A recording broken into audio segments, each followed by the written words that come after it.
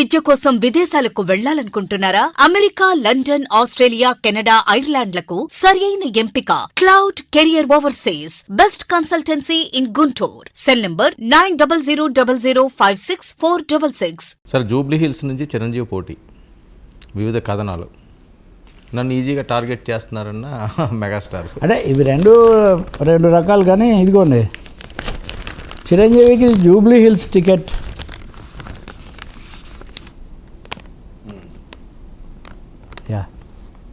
ఇది తెలంగాణ మాజీ పాలక పార్టీ అంటే బీఆర్ఎస్ వాళ్ళ అధికార పత్రిక, అధికార కాదు అనధికార, లెట్ మీ కరెక్ట్, అనధికార పత్రిక. వాళ్ళు చాలా ప్రముఖంగా మంత్రి పదవి ఇస్తామని హామీ అంట. రేవంత్ రెడ్డి ఇంటికి పిలిచి అడిగాడట, ఆలోచించి చెప్తానని చిరంజీవి అన్నారట. ఇవన్నీ ఉన్నాయి దీంట్లో. సరే, కొంచెం ఆశ్చర్యకరం. నాకు తెలిసినంతలో చిరంజీవి రాజకీయాల్లోకి రావాలనే ఆలోచనలో లేరు.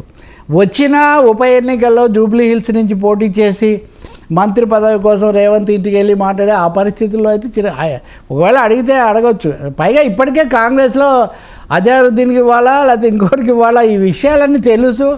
రాజ్యసభ సభ్యుడు చేశాడు, కేంద్ర మంత్రి చేశాడు. నేను రాజకీయాలకు దూరంగా ఉన్నాను కానీ రాజకీయం నన్ను వదిలిపెట్టనంటోంది అని డైలాగ్ కూడా చెప్పాడు గాడ్ ఫాదర్లో. ఆయనకి ఎందుకు ఇలాంటి కథనాలు వస్తున్నాయో, పైగా అన్నీ వదిలేసి మజ్లిస్ లాంటి పార్టీని పెట్టవచ్చు. బీజేపీ ఒక ప్రధాన పార్టీగా ఉంటుంది. బీఆర్ఎస్ కొన్ని రోజుల కిందట మీరు చూస్తే ఆయన ఖాళీ చేసిన, ఆయన మరణం వల్ల వచ్చి ఖాళీ ఏర్పడిన ఈ స్థానంలో తెలుగుదేశం కూడా పోటీ చేయొచ్చు అని కూడా ఒక కథనాలు వచ్చాయి. సో ఏదో జూబ్లీ హిల్స్లో ఏదో జరగబోతుంది అనే ఒక పెద్ద వాతావరణం సృష్టించడానికి మటుకు ప్రయత్నం జరుగుతున్నట్టుగా ఉంది. చిరంజీవి ఈరోజే తన రక్తదాన శిబిరం అట్లాంటి దాంట్లో ఆయన ఈరోజు మాట్లాడారు. బ్లడ్ బ్యాంక్ అది ఉంది కదా, తన సేవా కార్యక్రమాలు ఎలా ఒక జర్నలిస్ట్ రాసిన కథనం వల్ల తాను ఈ బ్లడ్ బ్యాంక్ దీంట్లోకి వచ్చి సేవ చేయగలిగాను ఇవన్నీ చెప్తూ, నేను వీళ్ళందరికీ ఈజీ టార్గెట్గా ఉన్నాను. వీళ్ళందరికంటే ఈ వార్త కాదు, జనరల్గా రాజకీయాల్లో నేను లేను అంటే కూడా రాజకీయ నాయకులు నా మీద ఎందుకు నన్ను టార్గెట్గా పెట్టుకొని కామెంట్స్ విమర్శలు చేస్తుంటారో నాకు అర్థం కాదు. చాలామంది నన్ను ఖండించండి, సమాధానాలు ఇవ్వండి అని అడుగుతూ ఉంటారు. నేనేమో వద్దని చెప్తాను. ఎందుకంటే అభిమానులే సమాధానం చెప్తారు. రెండవది నా సేవల ద్వారా నేను వాళ్ళకి సమాధానం ఇస్తాను తప్ప వాటిని ఖండించే పని నేను పెట్టుకోను. బహుశా దీన్ని కూడా ఆయన ఖండించరు అంతవరకు. మీరు ఇంకెవరో ఆయన తరఫున ఎవరన్నా ఖండించాల్సిందే. కానీ ఇందాక అన్నట్టే ఇది ఖచ్చితంగా గాడ్ ఫాదర్ డైలాగ్కు సరిపోతుంది. నేను రాజకీయాలకు దూరంగా ఉన్నాను కానీ రాజకీయం నన్ను వదిలిపెట్టడం లేదు అన్నటువంటిది. ఈజీ టార్గెట్ అన్న మాట కూడా ఆయన కొంచెం బరువుగానే వాడారనుకోవాలి. చాలా సందర్భాల్లో చిరంజీవిని ఉద్దేశించి కామెంట్స్ పెట్టడము, లేదా పవన్ కళ్యాణ్కు చిరంజీవికి లింక్ పెట్టేసి అటు చేయటము, లేకపోతే మెగా కాంపౌండ్ అనే కథనాలు రావడం, ఇట్లాంటివన్నీ కూడా. సో నేను సేవ మాత్రమే చేస్తాను, ఇవన్నీ బొత్తిగా సంబంధం లేనివి. అది కూడా అన్నాడని ఈ కథనం చెప్తుంది. ఏమని, నా తమ్ముడు అక్కడ జనసేన తరఫున కూటమి ప్రభుత్వంలో ఉంటే నేను ఇక్కడ కాంగ్రెస్ తరఫున పోటీ చేస్తే బాగుండదేమో ఆలోచించాలని ఆయన చెప్పారని. ఇవన్నీ ఏదో మాట్లాడినట్టే. కాంగ్రెస్లో చిరంజీవి కాంగ్రెస్తోనే ఉన్నప్పుడు కాంగ్రెస్తోనే ఉన్నారు. తర్వాత బయటకు వచ్చాక ఏ పార్టీకి దూరం అన్నారు. ఓకే, మోదీని కలిశారు, లేకపోతే ఆ వేదికల మీద కనబడ్డారు. పవన్ కళ్యాణ్కి ఆయన ఆశీస్సులు ఉన్నాయి పుష్కలంగా. జై జనసేన అని కూడా ఏదో ఒక సభలో అన్నట్టుగా ఉన్నారు. మరి జనసేన కాంగ్రెస్ లేదు కూడా కదా. కాబట్టి ఇదొకటి కనిపిస్తుంది. మూడోది, సరే సినిమా పరిశ్రమలో పెద్దగా నన్ను చెప్పకండి, బిడ్డగా చూడండి ఇలాంటివి చెప్పినప్పటికీ ఆయనే పెద్ద అన్నది ఒక వాతావరణం ఉంది. కాబట్టి ఇప్పుడు నిన్న మనం చర్చించిన సినీ కార్మికుల సమ్మె, ఆ సమ్మె గురించి చర్చించడం కోసం ఇటు నిర్మాతలు ఆయన దగ్గరికి వెళ్ళారు. ఆయన అవన్నీ విని, నేను అప్పుడే చెప్పలేను, కార్మిక సంఘాలతో కూడా వాళ్ళ వెర్షన్ కూడా విన్న తర్వాతే నేను స్పందిస్తాను, ఏదో ఒకటి చేద్దాము, పరిష్కారం చేసుకుందాం అన్నది చెప్పారు అన్నారు. అది మంచి విషయమే. కొంతమంది అనవసరంగా కార్మికుల మీద నోరు పారేసుకోవడం, వాళ్ళు ఏదో ఒత్తిడి పెట్టడానికో తమను బెదిరించడానికో అన్నట్టుగా మాట్లాడడం మటుకు వాళ్ళు తీవ్రంగా ఖండిస్తున్నారు. 3 ఏళ్ల తర్వాత 30% పెంచడానికి, అంటే ఏడాదికి 10% కదా పెంచినట్టు 3 ఏళ్ల తర్వాత అంటే. కాబట్టి పరిశీలించేదో చెప్పే బదులు మా మీద నిందలేయడం, దాడి చేయడం సరికాదు అని కూడా అది ఒక పెద్ద టాపిక్గా ఉంది. నేను సుమన్ కూడా అదే మాట చెప్తున్నాడు. అన్నట్టు సుమన్ కూడా రాజకీయాలకు వస్తానని ప్రకటించాడు, అయితే వచ్చే ఎన్నికల తర్వాత. ఉన్నత విద్య కోసం విదేశాలకు వెళ్లాలనుకుంటున్నారా? అమెరికా, లండన్, ఆస్ట్రేలియా, కెనడా, ఐర్లాండ్లకు సరియైన ఎంపిక cloud career overseas. Best consultancy in Guntur. Cell number 9000564666. Sir ఒకసారి చిరంజీవి గారు బయట విందాం సార్. Yeah. చిరంజీవి గారు బయట ప్లే చేయండి.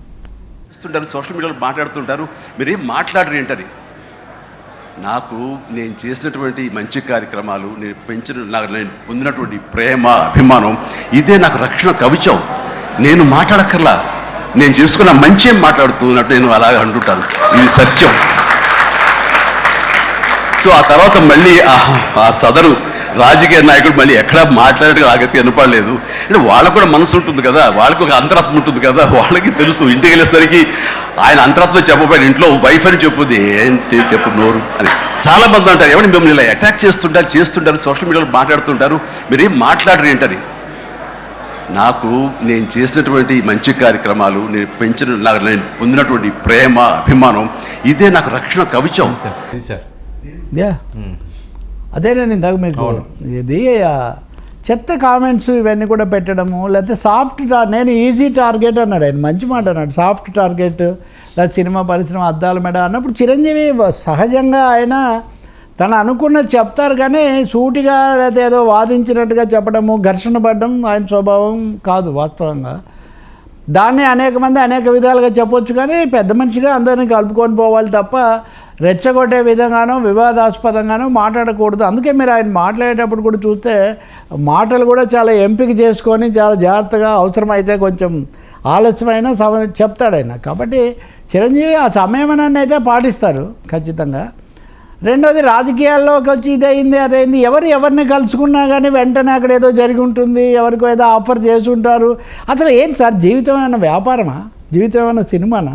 ఇప్పుడు ఒక స్థాయికి చేరిన వాళ్ళు, సెలబ్రిటీలు లేదా పెద్ద నాయకులు, కళాకారులు అనేక సందర్భాల్లో ఇచ్చిపుచ్చుకోవడాలు, కలవడాలు ఉంటాయి, ప్రేమాభిమానాలు, గౌరవాలు. అందుకని చిరంజీవి రక్తదానం చేస్తే రక్తదానం మీద కూడా ఇష్టం వచ్చినట్టుగా మాట్లాడారు కదా. రక్తదానం కూడా అసలు చాలా భయంకరంగా మాట్లాడారు, ఆ వీడియోలన్నీ కూడా ఉన్నాయి. మరి వాళ్ళ మీద దాడి చేస్తే నాకు బాగా గుర్తుంది, ఆయన ప్రజారాజ్యం పార్టీ పెట్టిన కొత్తలో ఇంకా పెట్టకముందే దాడి చేస్తే, ఈయన సరిగ్గా దాడికి గురైనటువంటి రాజశేఖర్, జీవిత వాళ్ళు రాకముందే వాళ్ళ ఇంటికి వెళ్ళి అరవింద్తో సహా అక్కడ కూర్చొని ఆ పిల్లలను కూడా వాళ్ళను కాస్త ఎంగేజ్ చేసి వీళ్ళు వచ్చిన తర్వాత సారీ చెప్పి ఇవన్నీ కూడా చెప్పిన మనిషి.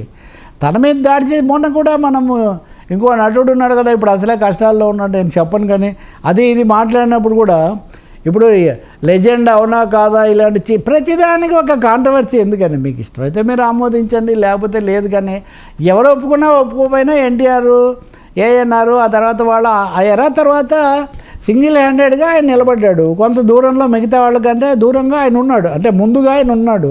ఆ స్థానం అయితే ఎక్కడికి పోదు కదా. ఇంకోటి కూడా తప్పకుండా చెప్పాల్సింది, మిగతా వాళ్ళని మించి ఆయన అభిమానులను ఒక పాజిటివ్ ఫోర్స్గా మార్చి ఇదిగో ఈ రక్తదానాలు, సేవలు ఇలాంటివి పెట్టాడు. ఆ తర్వాత రాజకీయ పార్టీ కూడా పెట్టి కొన్ని స్థానాలు బాగా ఓట్లు తెచ్చుకునే ఒక పాత్ర నిర్వహించి, ఇప్పుడైతే మోదీ పిలిచాడు నన్ను, అయినా నేను రాజకీయాల్లోకి రానని చెప్పాను. మోదీకే చెప్పాడు ఆయన, నేను బీజేపీలోకి రాను అన్నారు. కానీ పాజిటివ్గా లేరా, సాఫ్ట్గా లేరా? ఉండొచ్చు, ఆయన ఏమీ భిన్నంగా మాట్లాడలేదు కదా. కానీ జూబ్లీ హిల్స్లో అయితే పోటీ చేయలేదు. ఆయన దృష్టిలో అప్పటికి ఉందో లేదో ఈ స్టోరీ ఆయన చూసారో లేదో నాకు తెలియదు, కానీ నవ్వుతారు ఎవరైనా, చిరంజీవి గురించి తెలిసిన వాళ్ళు ఎవరైనా.